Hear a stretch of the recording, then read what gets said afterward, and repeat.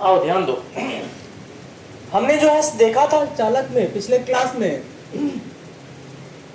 Class में जो है सो हमने देखा था कि करंट का जो वैल्यू हुआ करता है कंडक्टर के अंदर, है ना, जब जो है सो हम इलेक्ट्रिक फील्ड एक्सटर्नल अप्लाई करते हैं, विद्युत क्षेत्र आरोपित करते हैं, तो करंट का जो है सो मान जो है क्या हुआ करता था, ड्रिफ्ट वेलोसिटी के टर्म में जो है सो हमारा NEA/VD हुआ करता था, है ना।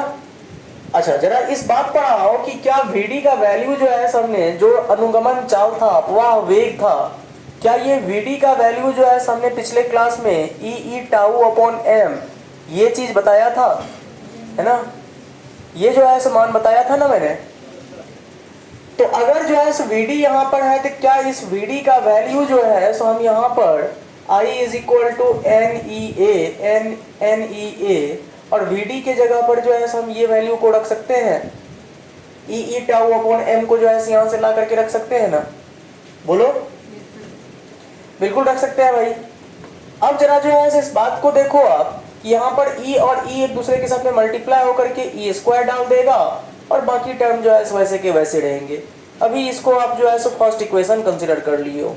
वजह क्या है, ये number of electron per unit volume constant आ जाएगी, E एलिमेंट्री चार्ज कांस्टेंट है दिए गए कंडक्टर के लिए, क्रॉस सेक्शन एरिया जो है कांस्टेंट है ना, रिलैक्सेशन टाइम विश्रांति काल जो है सो नियत है और मास ऑफ इलेक्ट्रॉन नियत है ना। तो एक ऐसा टर्म आया जिस पर जो है हम कुछ और बात कर सकते हैं, वो है विद्युत क्षेत्र। वो कौन है, विद्युत क्षेत्र, क्योंकि ये हमारे हाथ में है। विद्युत क्षेत्र आरोपित करना ये किसके हाथ में है, एक्सटर्नल एनर्जी के द्वारा ही ना ये जो है सप्लाई हो पाएगा। जैसा कि यहाँ पर जो है हम आपको दिखा पा रहे हैं, है ना, कि हमने जो है एक बैटरी या सेल लगा करके जो है क्या किया है एक्सटर्नली, है ना, इस कंडक्टर के टर्मिनल्स के बीच में एक पोटेंशियल डिफरेंस क्रिएट किया है V नाम का, है ना, L लेंथ है इस कंडक्टर की, जिसके वजह से जो है सो इलेक्ट्रिक फील्ड जो है जनरेट हुआ है चालक के अंदर भी। यही तो जो है इलेक्ट्रोडायनेमिक्स है। अब देख मेरे भाई, यहाँ पर हम जानते हैं इस बात को कि डेल्टा V जो हुआ करता है वो इलेक्ट्रिक फील्ड के साथ में डॉट R के साथ में हुआ करता है ना। तो यहाँ पर पोटेंशियल का जो वैल्यू है, डिफरेंस का वैल्यू है, वो है V, इलेक्ट्रिक फील्ड E है, और डिस्टेंस जो है कितनी डिस्टेंस इसको ट्रेवल करनी पड़ रही है, तो वो लेंथ ऑफ कंडक्टर L है। यहाँ से जो है इलेक्ट्रिक फील्ड का वैल्यू जो है हम निकाल करके रख सकते हैं अपने पास फिलहाल, है ना, जो कि क्या हो जाएगा, V/L हो जाएगा, V/L आ गया। अब देखो ये इक्वेशन फर्स्ट था, इसमें E का मान जो है जो बात थी जिस पर हमने जो है बात किया था कि ये हमारे हाथ में है, तो हम क्या कर सकते हैं, इस E का वैल्यू V/L जो है यहाँ पर पुट कर दें, है ना। तो अगर यहाँ पर जो है हम V/L को पुट करते हैं तो हमारा जो है कुछ ऐसा एक्सप्रेशन आ जाएगा, है ना, E के जगह पर जो है सो V आ जाएगी और नीचे में जो है सो M के साथ L हो जाया करेगा, है ना। तो ये NEA² A/τ/V/m इंटू L जो है हमारी स्थिति हो गई, है ना, कुछ एक्सप्रेशन। अब जरा अगर हम फिर से ध्यान दें यहाँ पर, तो N जो है नंबर ऑफ इलेक्ट्रॉन्स पर यूनिट वॉल्यूम कांस्टेंट हो जाएगा, एलिमेंट्री चार्ज का स्क्वायर कांस्टेंट है, 1.6 × 10⁻⁹ कूलम हुआ करता है। A जो है कंडक्टर का दिया गया जो है क्रॉस सेक्शन एरिया है, टाउ जो है इंटरनल कंडक्टर में इलेक्ट्रॉन्स के कोलिजन, टू सक्सेसिव कोलिजन के बीच का रिलैक्सेशन टाइम है, M जो है मास ऑफ इलेक्ट्रॉन है, और दिए गए लेंथ, दिए गए कंडक्टर के लिए ये L जो है लेंथ है। तो ये सारे टर्म्स जो है हमारे दिए गए स्थिति में, एक दिए गए कंडक्टर के लिए, चालक के लिए, ये सारी स्थिति क्या हो सकती है, यहाँ पर ये एक नियत वैल्यू दे सकता है, एक नियतांक दे सकता है, एक कांस्टेंट दे सकता है। इसका भी बहुत खूबसूरत नाम जो है मैं रखूंगा, है ना, ये जो कांस्टेंट आ रहा है इसका भी एक बहुत खूबसूरत नाम है, बहुत इंपॉर्टेंट, है ना। तो ये I जो है मेरे दोस्त, I जो है एक तरह से क्या हो जाएगी यहाँ की स्थिति में, है ना, ये सारे के सारे टर्म्स अगर कांस्टेंट हो गए तो I = कांस्टेंट इंटू क्या हो जाएगा, V हो जाया करेगा, है ना। अब जरा जो है क्या इसको हम इस इंटरप्रिटेशन को ऐसे भी लिख सकते हैं, I = समानुपाती, क्या I समानुपाती किसका, V का। और ये चीज अगर आप जो है ध्यान करो अच्छे से, तो यही तो है ओम्स लॉ का स्टेटमेंट। ओम्स लॉ जो है स्केलर फॉर्म में क्या बोलते हैं, ओम्स लॉ का स्केलर फॉर्म का, है ना, यही तो स्टेटमेंट है कि किसी भी जो है सो चालक के सिरों के बीच आरोपित विभवांतर जो है सो धारा के समानुपाती होती है है ना। ये अगर जो है इंक्रीज होगा जिस रेशियो में, उसी रेशियो में ये भी इंक्रीज होगा, ये डिक्रीज होगा तो ये भी डिक्रीज होगी। क्या कहते हो? एक तरह से आपको ये चीज साबित हो गया कि सच में ये सारी बातें जो हो रही है चालक के अंदर, वो ओम्स लॉ को, है ना, मानता है। समझ रहे हो, है ना। ये स्केलर फॉर्म का। अच्छा, ओम्स लॉ में इतना तो आप जानते होंगे, इतना तो आप जानते होंगे कि ओम्स लॉ जो है वो, हाँ, V प्रोपोर्शनल टू, है ना, I या I प्रोपोर्शनल टू V, ठीक है। तो V जो है सो ये is equal to I into R हुआ करता है ना। क्या कहते हो? यहां पर आप देखो कि ये जो है कांस्टेंट जो आया है ना, V इज इक्वल टू, ये इसको इक्विवेलेंट को, ये समानुपाती को हटा करके जो इक्वल साइन आएगी उसके लिए जो है क्या कांस्टेंट दिख रहा है? ये जो है सो आपको टर्म, है ना, ये जो है सो टर्म आपको जो है एक वैल्यू दे देगा, V is equal to I upon क्या दे देगा ये? देखो, ये इसको ऐसे कर सकते हो ना, क्योंकि आप जानते हो कि V is equal to I into R हुआ करता है ना। तो यहां पर जो है सो आप बताओ मुझे कि ये क्या है, I का वैल्यू है ना, तो I इज इक्वल टू क्या हो, V बाय R है। तो इसका मतलब ये पूरा का पूरा टर्म जो है सो आपका क्या दे देगा, I इज इक्वल टू क्या है, देखो ना, I is equal to V upon R, है ना। V है ही यहाँ पर, तो ये पूरा टर्म जो है क्या दे देगा, R दे देगा, 1 अपॉन R देगा ना, ठीक है। तो ये 1 अपॉन R दे देगा, क्योंकि I is equal to V upon R है ना। और आप देखे हैं V, है ना, V, है ना, ये देखो V है, और ये NE square A tau upon NE square A tau, है ना, अपॉन ML, है ना, NE square A tau upon ML, है ना।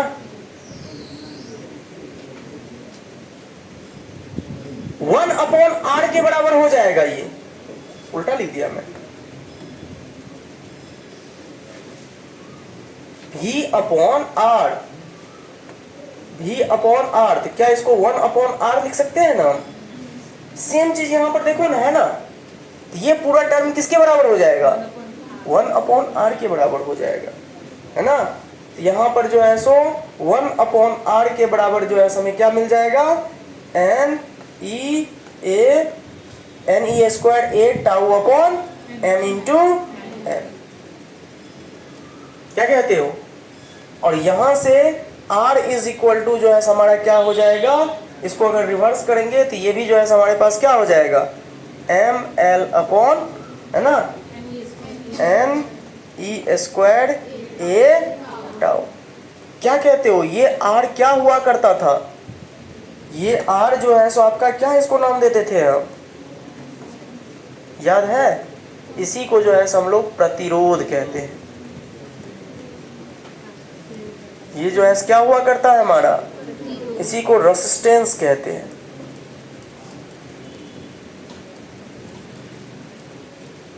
समझे? ML upon NE square A tau, ठीक है। अब प्रतिरोध क्या होता है, तो इसका जो है सो अपना व्यक्तिगत जो है एक परिभाषा है ना। तो ये क्या होता है, तो ये चालक का वह गुण है ना। इसको हेडिंग लिखा करके जो है हम लगा देता हूँ, इसको हेडिंग बना करके जो है इस पर हम बात करेंगे, है ना। पहले जो है आप इतनी चीज को जो है क्या करें, है ना, नोट कीजिए। R का मान हमें आ गया, है ना।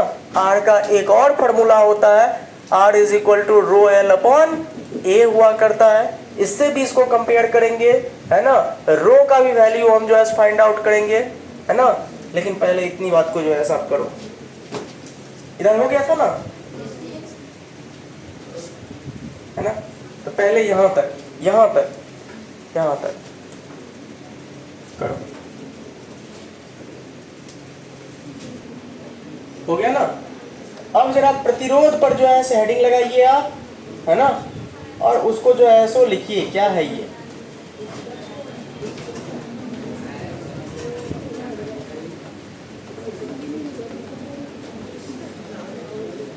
सुनो मेरे भाई,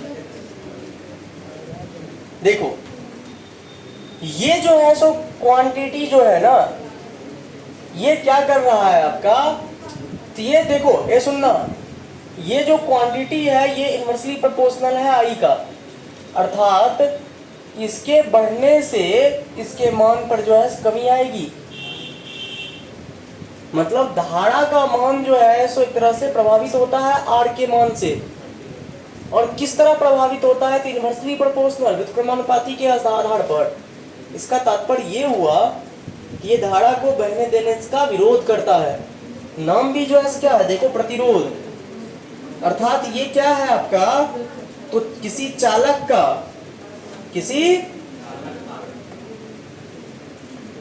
का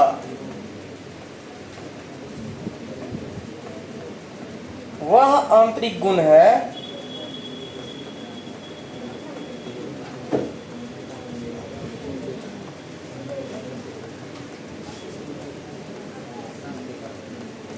जो उस चालक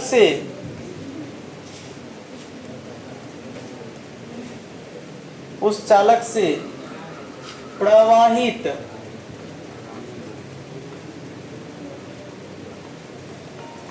होने वाली विद्युत धारा का क्या करता है,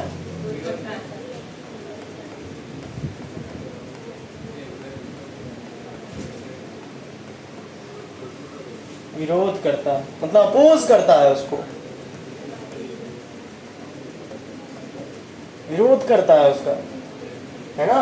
किसी चालक में अगर जो है करंट फ्लो कर रही है ना, किसी चालक में अगर करंट फ्लो कर रही है, तो इसके अंदर का ये एक ऐसा प्रॉपर्टी है इस चालक के अंदर का, जो इस करंट को क्या कहता है कि नहीं जाने दूंगा, मैं विरोध करूंगा, है ना।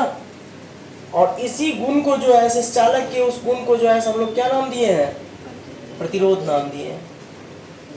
समझे? देख लो यहाँ पर दिख भी रहा है, मैथमेटिकली भी दिख रहा है आपका, है ना। लेकिन ये भी बात तय है कि इसका मान जो है दिए गए कंडक्टर के लिए क्या होता है, एक दिया गया लंबाई और दिया गया क्रॉस सेक्शन एरिया के लिए, है ना, नियत होता है। अगर जो है इसका अनुप्रस्थ काट क्षेत्रफल और लंबाई जो है सो आपको दिया हुआ है किसी चालक का, है ना, तो उसके लिए आर का मान क्या होगा, नियत होगा, फिक्स होगा। इसीलिए तो कांस्टेंट कहा गया है ना। अभी देखे थे ना, ये क्या आया था आपका, कांस्टेंट आया था। आर का वैल्यू जो है आपको क्या आया यहां से, आर इज इक्वल टू, है ना, m L upon N E square into, ये जो है फिक्स मान आया, है ना। अब जरा रुकना यहाँ पर, अगर ये चीज लिख लिए हुआ, आर का जो है सो एक और मान हुआ करता है, ध्यान से सुनना। ये सब पहले, ये जो है सो एक लेंथ है, ये क्रॉस सेक्शन एरिया है, इसका अनुप्रस्थ काट क्षेत्रफल है, चालक है ये अपने आप में, है ना। इस चालक के लिए जरा ध्यान से सुनना, R is equal to rho L upon A, ये भी फॉर्मूला हमने देखा है ना। और यहां पर जो है सो R का मान क्या आया है हमारा, M L upon N E square A का, ये जो है सो किसके बराबर है, रो एल अपॉन ए के बराबर, है ना। ए से ए कैंसिल हो जाएगी, एल से एल कैंसिल हो जाएगी, है ना। यहाँ से जो है सो आपको एक नया टर्म क्या मिल जाएगा, रो का भी वैल्यू, है ना, रो का मान जो है सो आपको आ जाएगा, है ना। रो इज इक्वल टू क्या हो जाएगी, m upon N E square tau. ये रो क्या हुआ करता है ना, इसको कहते हैं प्रतिरोधकता,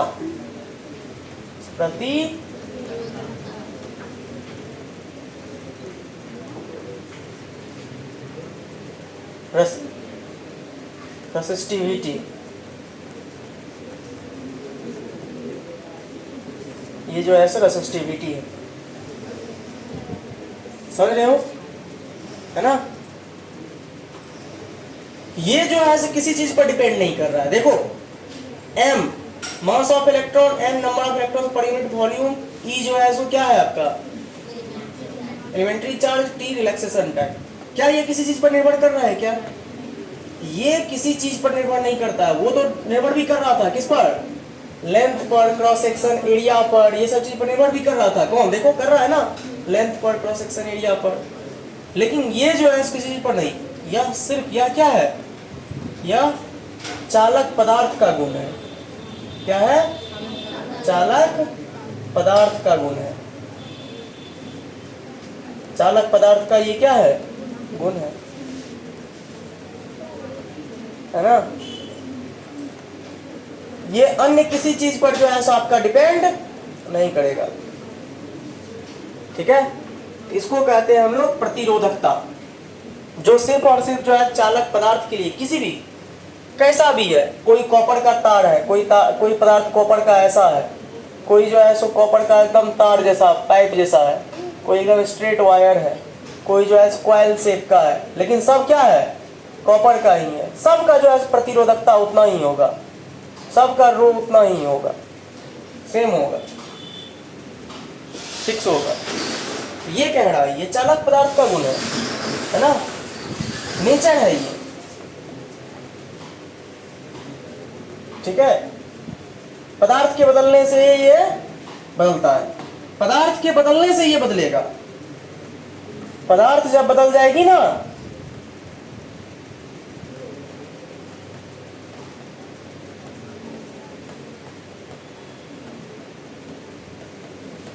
अर्थात जो है सो, हाँ, कॉपर का जो है रेसिस्टिविटी अलग होगी, है ना, और जो है मान लो सिल्वर की रेसिस्टिविटी क्या होगी, ये जो है चेंज होगा, है ना। बाकी जो है सो अगर कॉपर का ही जो है कैसा भी है तो उसके लिए सब में रो का मान जो है वही होने वाला है।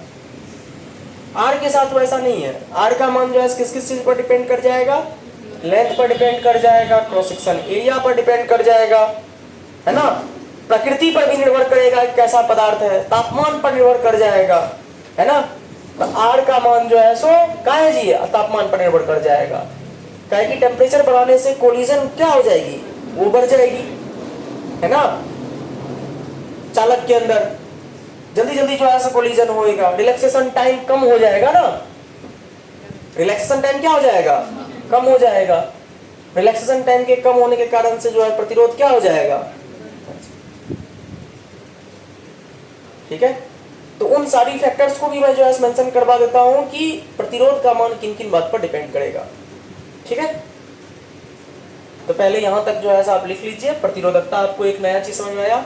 एक और टर्म होता है चालकता, कंडक्टिविटी, ठीक है, पहले ये नोट कीजिए।